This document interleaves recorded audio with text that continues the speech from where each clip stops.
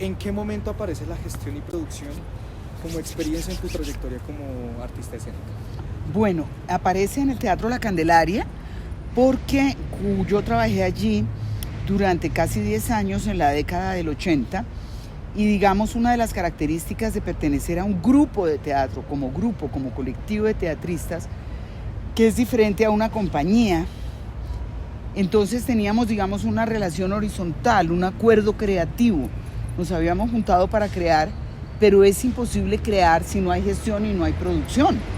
Entonces, digamos que yo en La Candelaria tenía un trabajo específico distinto a ser actriz, y es que yo era de la comisión de publicidad. Entonces, en La Candelaria yo me adiestré en la relación con los medios, con la prensa escrita y hablada. En esa época no existía el internet.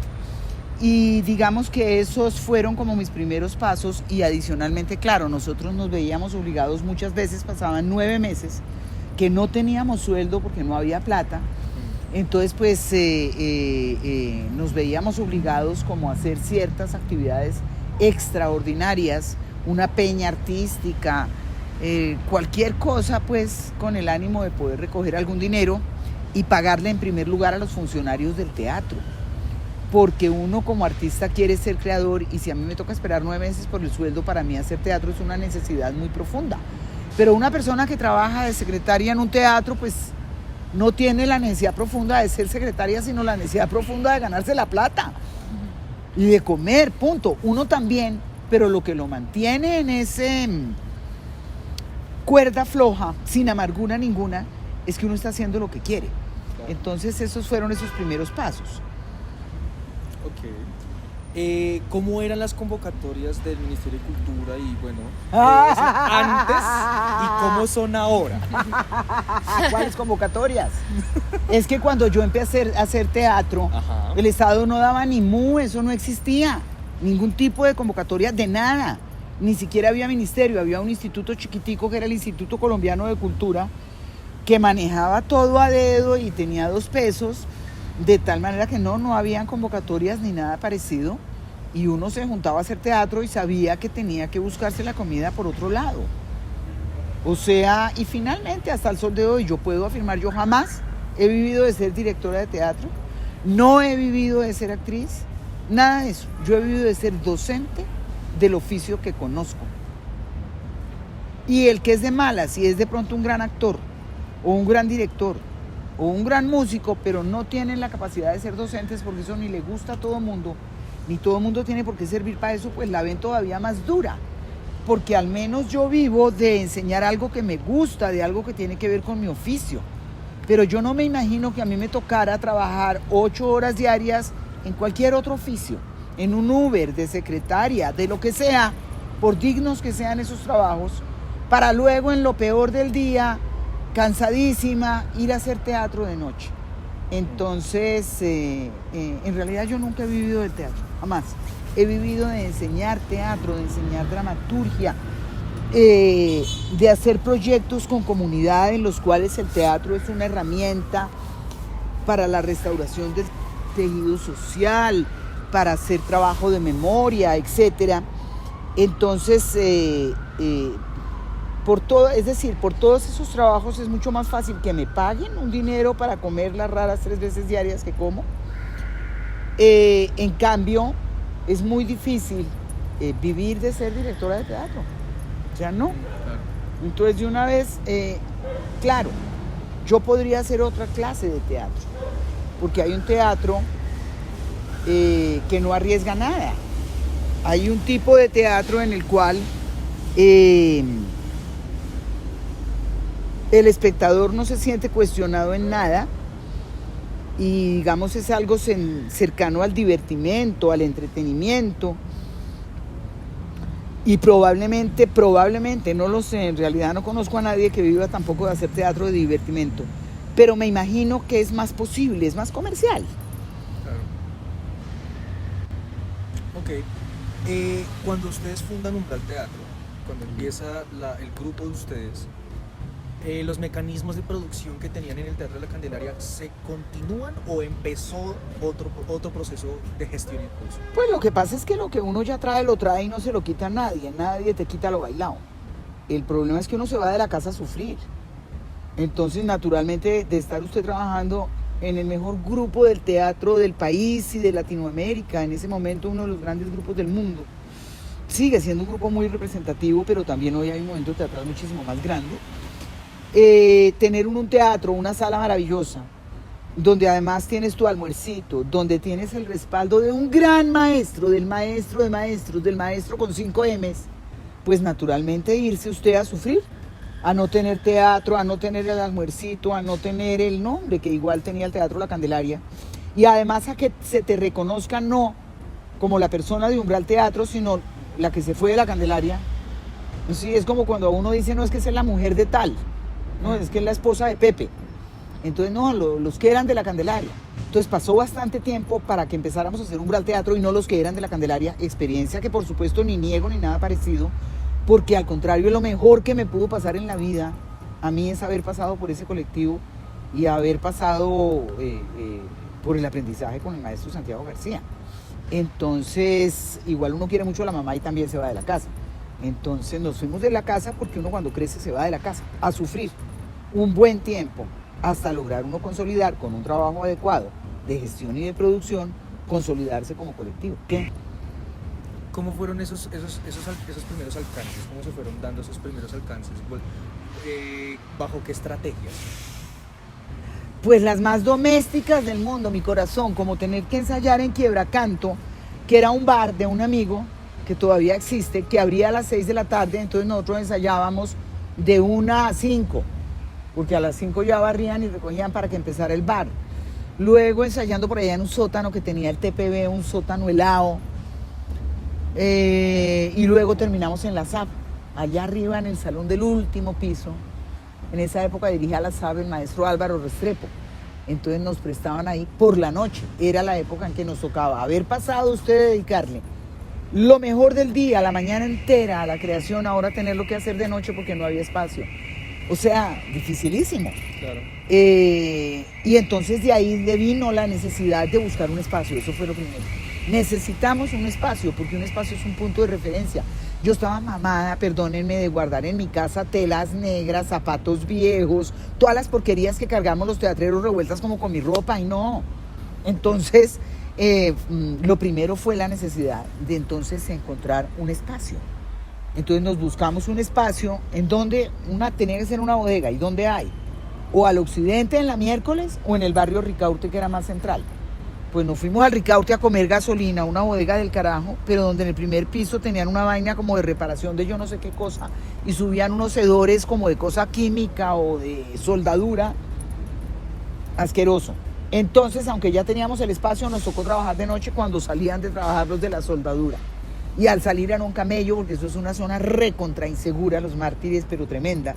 De día es muy comercial, de noche no.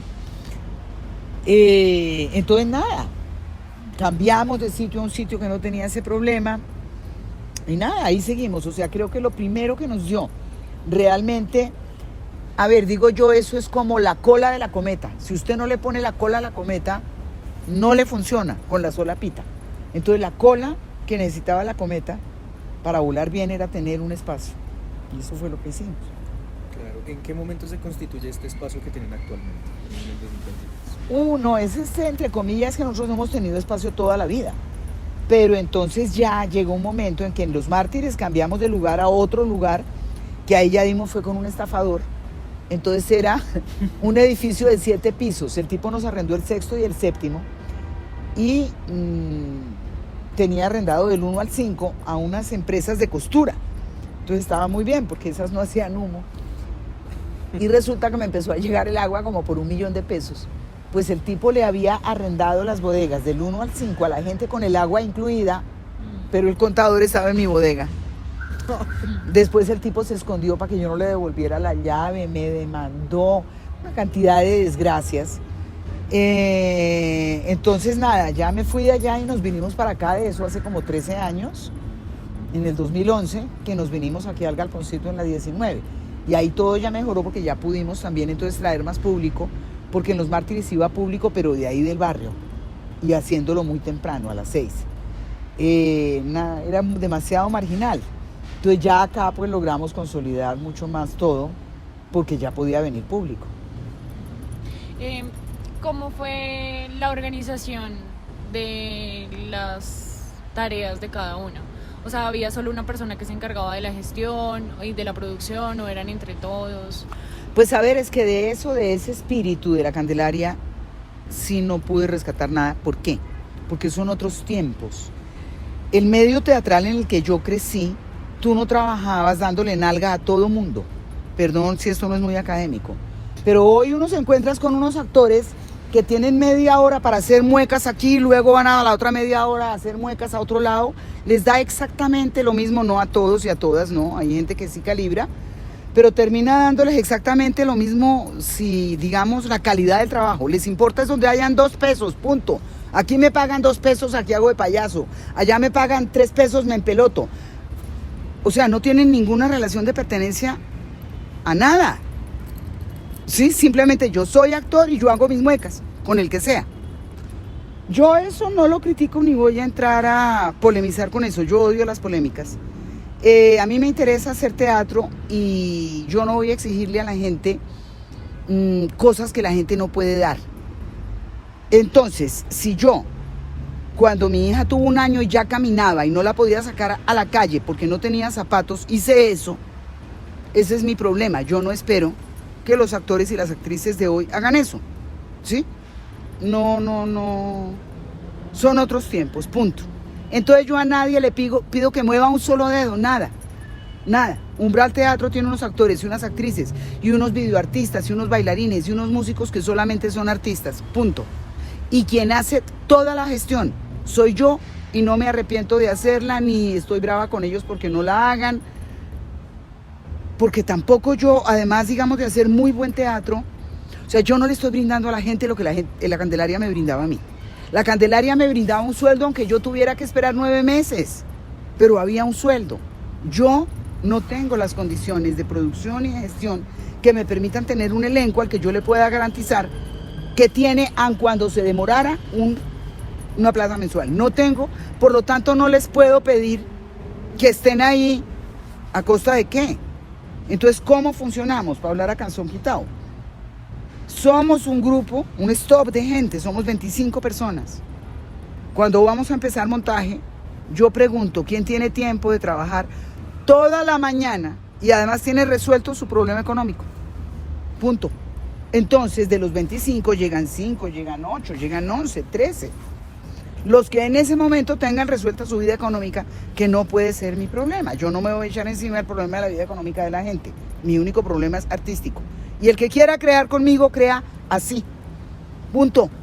Porque yo no me voy a echar ese problema encima. Yo tengo mi propio problema de vivir de milagro y de sobregiro para ahora responder por el sueldo de 20 personas. Ni más faltaba. Yo no soy una empresa. Punto. Entonces yo no les pido nada distinto que sean impecables artísticamente como son, porque son unos monstruos. Y son impecables y llegan a tiempo. Con eso me basta. Y ya está. Y me evito problemas. Ay, no, que tú tienes que ir a hacer así. Y que hagas acá y que lleves esta carta. No. Todo eso lo resuelvo yo. Y sin ningún sufrimiento. Ninguno. Y ya está.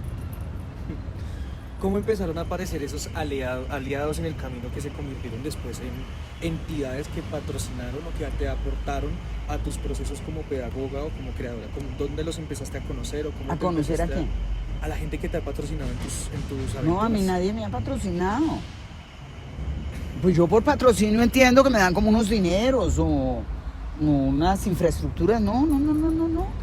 Yo toda mi vida, o sea, yo no vivo del teatro, yo vivo para el teatro y el teatro vive de mí. Y no tengo ningún pudor de decir que cuando alquilo un teatro, como Umbral Teatro no tiene donde caer muertos, esas luces viejas, todo eso, la prenda que sirve de garantía para que yo pueda alquilar un teatro es mi apartamento de Carolina Vivas con su esposo, punto. Eso no es problema de los actores, nada de eso. Luego, si yo un actor que está pagando un apartamentico que lo ponga de prenda para que tengamos un teatro, eso no lo hace nadie. Lo hago yo porque lo quiero hacer. Y lo hago y sé cómo lo manejo. Y ya, o sea, en realidad yo no creo ni en la gestión ni en la producción. No creo en nada de eso. Mire, yo lo único que sé es que uno hace lo que uno quiere hacer. Y a mí mi único motor en la vida y mi único patrocinio es el deseo. A mí el teatro me encanta y yo voy a hacer todo lo que sea necesario para hacer teatro y el teatro que yo quiero hacer, no otro. Entonces yo podría hacer otra clase de teatro que fuera más rentable, pero entonces yo para hacer plata, sí, por ejemplo, yo no compré el apartamento con el teatro. Yo soy una persona súper organizada, yo soy cuadriculada. Entonces yo voy a hacer 2 años televisión. Hice 2 años televisión y me pagaron divinamente y con eso compré un apartamento. Y ya, o sea, a mí el teatro no me va a dar para el confort. Y yo adoro el confort, nadie con hambre, ningún espíritu que tenga hambre o preocupaciones te va a crear nada. Entonces, nada, y claro, la otra cosa es que yo tengo una relación con el dinero. O sea, por plata que se preocupen los que tienen dinero porque tienen algo para administrar. Yo no tengo donde caer muerta. Entonces yo no tengo problemas de dinero porque no tengo dinero. Pero claro, entonces una vez a mí me robaron un apartamento, el que había comprado con la televisión. Yo soñaba con el campo desde siempre. Entonces me vendieron un lote que era del río hacia allá 50 metros y eso se llama Granja Ronda Arriba y no puedes construir nada. Y entonces quedé en la inopia, pero yo no me iba a poner a llorar por eso. Y dije, no, pues yo por dinero que es algo tan vulgar no lloro. Pues volví, hice otra novelita y compré otro apartamento y ya. Y claro, yo por ejemplo trabajé en la SAP para educar mis hijos. Mis hijos los eduqué y te vi. Yo me fui de la SAP en el momento que mis hijos se graduaron de la universidad. Porque yo quería hijos bien educados en universidades buenas y ya está. Y tampoco fue un sacrificio. Mientras estuve en la SAP, que fueron 10 años maravillosos. En el momento en que no me sentía a gusto porque no veía a los estudiantes, porque no había un memorando para poner un bombillo. No los oía porque Jean Grande había aprobado un campeonato de fútbol de toda la universidad en el patio central. Y yo estaba en clase integral en el 125 con todas las ventanas y puertas cerradas para no oír la gritería. Pero la divinidad tiene sus rutas, entró un balonazo y me rompió la jeta. Literalmente entró por la puerta el balonazo, no me lo tiraron a mí, estaba cerrado, pero me entró a mí. Yo entendí que era el momento de irme, que no podía irme porque yo no estaba a gusto con un lugar lleno de ruido. Yo eso no lo soporto. Y falta de orden, finalmente. Me da pena pues allá con los que mandan, pero ¿qué es eso? ¿Cómo así que pueden estar los músicos por todos los corredores? O sea, yo lo que he aprendido, y perdóneme, hablemos de gestión y producción. Cuando yo gestiono un proyecto tan grande como Punto Cadeneta Punto, con 220 personas de todo el país y del extranjero aquí, tomando talleres, con 10 talleres, 10 lecturas dramáticas, 10 conversatorios, 8 mesas redondas, ¿sí? Todo eso ¿de qué requiere? Requiere de organización, de saber qué se quiere y de que las cosas tienen que funcionar bien. Entonces, como el proyecto es mi proyecto, funciona divinamente. Pero cuando lo que yo tengo que hacer depende de otros y de los memorandos, yo me mamo. Y eso me enloquece. Entonces yo estoy dichosa de no tener empleo, de vivir de milagro y de sobregiro, pero hacer las cosas bien. Punto. Ok. ¿Cómo? Pero es que esto lo editamos, tranquila. Dejamos solamente, hola Caro, ¿cómo estás? ¿Cómo nace la idea y el proyecto de Punto Cadeneta Punto, el taller metropolitano de dramaturgia para los que no saben qué es? Bueno, resulta que cuando yo era jovencita en este país, había un dramaturgo, que era el maestro Enrique Buenaventura. Claro, estaba el maestro Gilberto Martínez, por supuesto, estaba el maestro Carlos José Reyes, pero en primer lugar eran puros hombres, en segundo lugar eran como 4. Los grandes maestros pues, de la dramaturgia, y la dramaturgia en este país no se estudiaba ni en las universidades ni en ninguna parte. Cuando yo me salgo de la Candelaria, la creación colectiva es una escuela de dramaturgia maravillosa. Entonces yo tenía una gran inquietud por la dramaturgia y de hecho ya había hecho varias obras en un espacio que me había brindado la Candelaria, que era un taller permanente como de actores jóvenes, hijos de la cooperativa del Incora, con la que teníamos un convenio. Ellos llevaban público y no sé qué, y bueno, de esas alianzas, hablando de gestión y producción que se hacía en esa época, con las cooperativas. En esa época, como el Estado no existía, bajo ningún punto de vista, realmente la plata se sacaba era de alianzas con las organizaciones sociales, había un diálogo social impresionante con los sindicatos, con la clase obrera, con las juntas de acción comunal, con las cooperativas. Entonces yo dirigía ese taller de actores jóvenes y ahí ya había hecho varias obras de creación colectiva y a cargo mío pues la dramaturgia, la organización del material. Y cuando yo salgo de la Candelaria, yo no me acuerdo, en esa época todavía no había ministerio, pero el Instituto Colombiano de Cultura arma una cosa que se llamó el Taller Nacional de Dramaturgia, donde trajeron al maestro Marco Antonio de la Parra, José Sanchís Sinisterra, Mauricio Cartún, el maestro Enrique Buenaventura, que estaba vivo aún, el maestro Santiago García, y oh sorpresa que llegamos 19 tipos y yo. 19 hombres de todo el país y yo. Entonces nada, hice ese taller que fue un taller maravilloso con unos maestros pues de semejantes nombres y que aún hoy son maestros vigentes. Y digamos con esas herramientas que adquirí ahí eso fue tan pronto me salí de la Candelaria. Entonces ya era necesario que dentro de Umbral alguien se hiciera cargo de la dramaturgia. Y pues yo me hice cargo de la dramaturgia y de la dirección. Y yo sabía que traía las herramientas que traía, pero siempre tienes algo que aprender así tengas 80 años.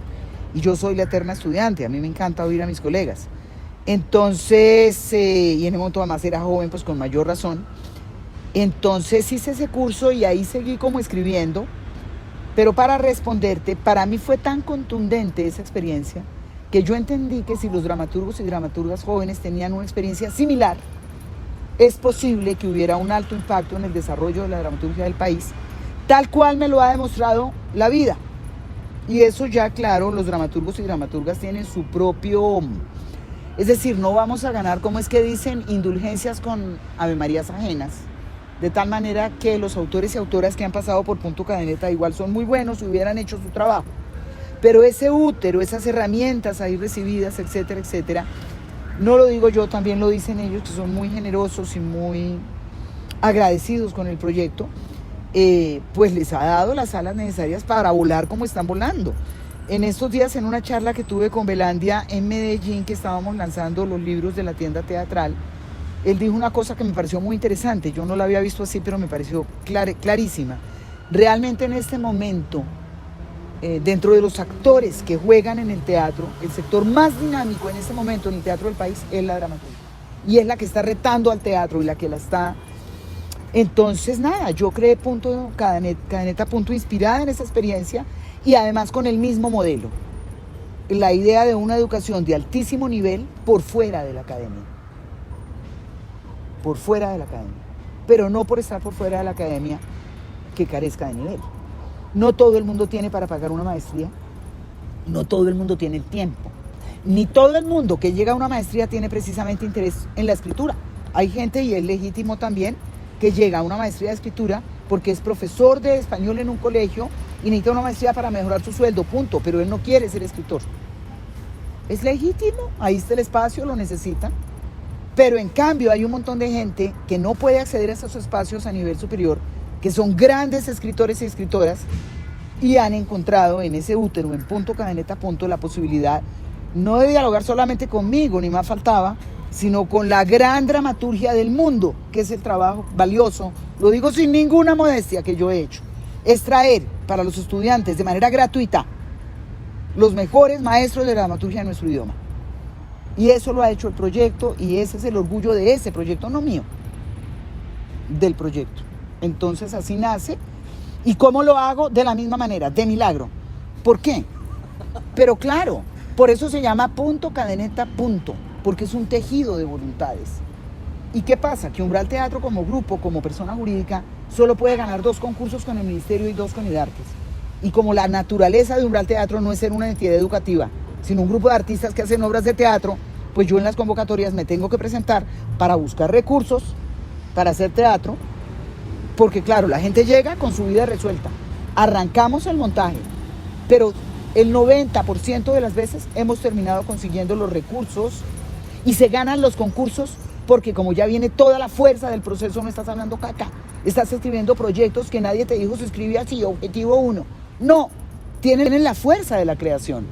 Entonces cuando yo diseño y formulo un proyecto, tengo atrás el trabajo de 15 personas y ya de una fuerza de la investigación que me permite plantear proyectos coherentes que adquieren recursos y entonces la gente gana y yo gano por ese proyecto. Y luego, cuando ya la obra se vende, es clarísimo. El 60% es para los artistas, y los artistas también voy yo, y el 40% es para Umbral Teatro. ¿Y ese 40% es para qué? Para poder pagar un teatro donde guardamos nuestras 17 obras de repertorio, para poder pagar los refrigerios y todo lo que necesitemos del montaje cuando arrancamos sin 5, para que Umbral Teatro funcione, para pagarle al contador, que haya o no haya dinero. Óiganme bien, a veces yo tengo, por ejemplo, este semestre, no vayamos tan lejos, en la cuenta de Umbral Teatro no hay un solo peso. Todos los gastos de Umbral Teatro los he pagado yo como persona natural de mi dinero. Después Umbral me paga cuando en el segundo semestre entre plata, si es que entra. ¿Y qué ha tenido que hacer el contador? Reportar que no hay un peso. Pero por reportar que no hay un peso tengo que pagarle $500,000 de pesos mensual.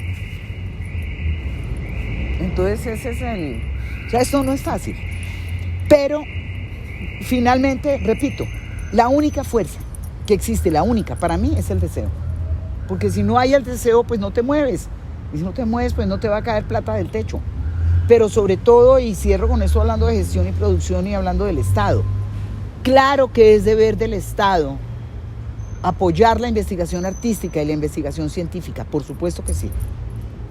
Pero tenía un amigo que murió hace poco con el maldito COVID y decía una cosa tan linda, él era violinista. Decía, de manera que si el Estado no me da, yo dejo el violín ahí tirado y no toco el violín. Yo creo que es interesante. Ahí hay una pregunta, ¿ves? No estoy diciendo que no sea deber del Estado, lo es. Pero mientras yo tenga esa necesidad, yo voy a hacer teatro, con o sin dinero del Estado. Y como te digo, cuando no hay dinero, yo convoco a la gente, y la gente sabe que no hay el dinero, pero tienen también la profunda necesidad de crear, lo han resuelto de otra manera, y ya está. Y si entra, pues por supuesto que nos pagamos y nos pagamos bien. Y la otra cosa es que las cuentas son públicas. El que quiera mirarlas las puede mirar.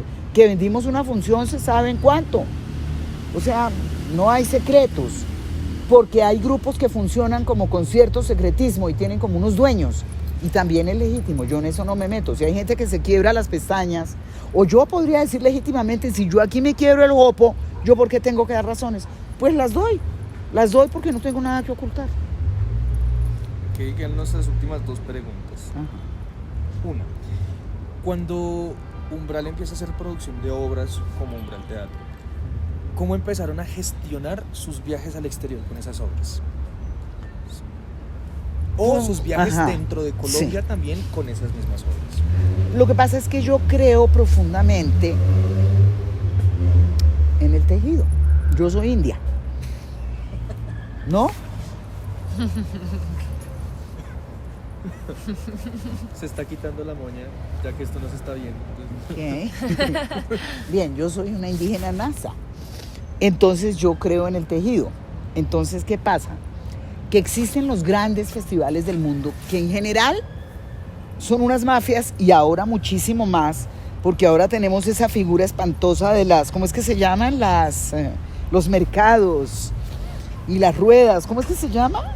Una cosa espantosa que hacen, donde tienen todo absolutamente arreglado y ya saben cuáles son los grupos que van a ir, y ponen a la pobre gente con su carpetica a soñar huevonadas. Eso no es cierto, no pierdan tiempo en eso, en serio, eso no es cierto. Todos esos mercados que hacen. Entonces, yo empecé a gestionarlo, fue a partir del tejido de mis teatristas amigos en el mundo entero. Yo creo mucho más en eso. Y las giras que hemos hecho Europa, Sudamérica, toda Centroamérica, todas han sido aliadas con teatristas amigos que tienen una sala, que gestionaron esto, aquello. Ahora, hay 1000 posibilidades, lo que pasa es que eso hay que trabajarlo. Tú puedes, no solamente, digamos, existe el Estado, existe la empresa privada, pero el problema es que la empresa privada apoya cosas como masivas. No van a apoyarte una obra que van 50 pendejos o 200. Coca-Cola te va a apoyar una vaina en el estadio para yo no sé cuántos miles. Sin embargo, todas las empresas tienen sus departamentos de responsabilidad social, etcétera, etcétera, y esas son las puertas que uno toca de pronto para conseguir a cambio de un par de funciones los pasajes, en fin. Pero yo creo que en realidad la vida, no importa si es para el teatro, para lo que sea, todo es un tejido. Por ejemplo, ahorita estaban en el Calidrama Laura Derpic y Brian Vindas, que yo los invité el año pasado acá al encuentro. Y también dentro de los invitados al encuentro tenía a Ruth Rivas de Cali, una dramaturga de allá que trabaja con Bellas Artes, que tiene un proyecto muy lindo allá, el de Calidrama y todo eso. Entonces se estableció esa conexión, ese tejido, y ellos los invitaron este año. Eso ya no depende de mí, ese es el tejido que ya va solito en un espíritu amoroso de eso, de establecer contactos y ponerlos a funcionar. Y esa es mi manera de funcionar, pero no tampoco, es decir, hay una cosa inmunda que es la de yo te traigo, tú me llevas. No, yo no traigo aquí a ningún maestro para que él me lleve a ninguna parte. Después sí me invitan porque les nace buenísimo, pero yo no lo hago con ese interés. Lo hago con el interés de que vengan a aportarnos lo que nos van a aportar. Y con los teatristas amigos, pues por supuesto que si yo tengo un teatro y tengo amigos del Ecuador que me piden el teatro y van a venir, pues buenísimo que yo les sirvo en ese tejido. Entonces yo eso es en lo que creo. Yo no creo en esas grandes vainas y en esos grandes circuitos. Además porque en realidad yo no pertenezco a nada de eso. Ni yo pertenezco como a la clase dominante del teatro de este país. Para nada, ni me interesa. Al contrario. O sea, yo me llamo umbral también porque estoy al margen y ahí quiero estar, de todo. Listo. Y la última pregunta es, también para conocimiento de las personas que van a escuchar esto. ¿Cuáles son las producciones que tienes a continuación, la próxima obra que tienes en mente, o el próximo taller de dramaturgia, la próxima huerta de dramaturgia también, como esos proyectos de los cuales podamos estar pendientes para asistir, si es de vuestro interés? Pues bueno, si es de su interés, vamos a tener del 14 al 27 de agosto el Encuentro Iberoamericano de Dramaturgia, que vamos a tener entonces talleres con el maestro Mauricio Cartún, con el maestro Sergio Blanco de Uruguay, Mauricio Cartún de Argentina, Diego Aramburo de Bolivia, Verónica Musalem de México, Jaime Chabot también de México, Jimena Carrera de Chile, Mariana de Altaus del Perú, el maestro José Luis García Barrientos, investigador español, el mayor investigador de la dramaturgia en nuestro idioma, el maestro Paco Zarzoso, un autor catalán. Bueno, tenemos una cartelera, tenemos a Eleonora Osorio, una escritora colombo-españo-mexicana, joven, es la más joven de los invitados, y bueno, ¿no? Unos invitados e invitadas absolutamente de lujo. Entonces, pues para que estén pendientes, porque el encuentro va a estar muy potente. Son 10 lecturas dramáticas, creo que Kimbaru va a dirigir una. Me eché la bendición para los 10 lecturas dramáticas, 10 conversatorios con los autores, 10 talleres y 8 mesas redondas con autores internacionales y nacionales.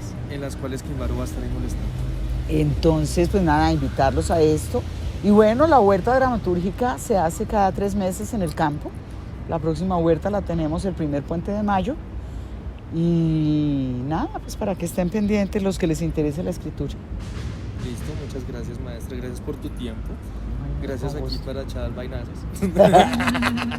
Que es lo importante de las buenas entrevistas. Muchas gracias. Gracias. Bueno, ahí cuando hablé mal de las